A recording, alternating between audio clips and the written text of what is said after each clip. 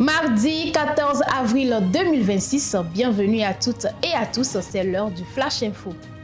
À Lomé, les acteurs engagés dans la lutte contre le VIH se sont réunis dans le cadre d'un atelier de validation de la revue du plan stratégique national PNS 2023-2026. Organisé par le Conseil national de lutte contre le sida CNLS, cette rencontre va permettre de faire le point sur les avancées enregistrées, d'identifier les défis persistants et de définir les orientations pour la période 2027-2030. Le Togo lance un projet de 29,8 millions de dollars pour promouvoir les filières horticoles, incluant le manioc, le piment et le gombo. Le projet vise à améliorer la production locale, renforcer les chaînes de valeur et moderniser l'agriculture. Un appel d'offres pour les intrants agricoles est ouvert jusqu'au 23 avril 2026. Environ 25 000 producteurs et 1 000 coopératives seront formés et accompagnés pour adopter de meilleures pratiques agricoles.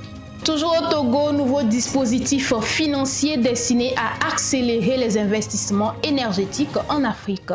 Le groupe de la Banque mondiale via l'Agence multilatérale de garantie des investissements a conclu un accord avec Amea Power pour accompagner un portefeuille de projets estimé à 1,65 milliard de dollars.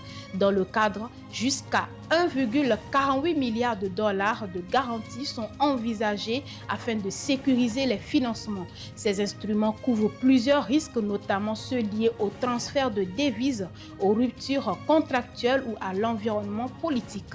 L'objectif consiste à rassurer les investisseurs et à faciliter l'accès aux capitaux dans des contextes parfois jugés incertains.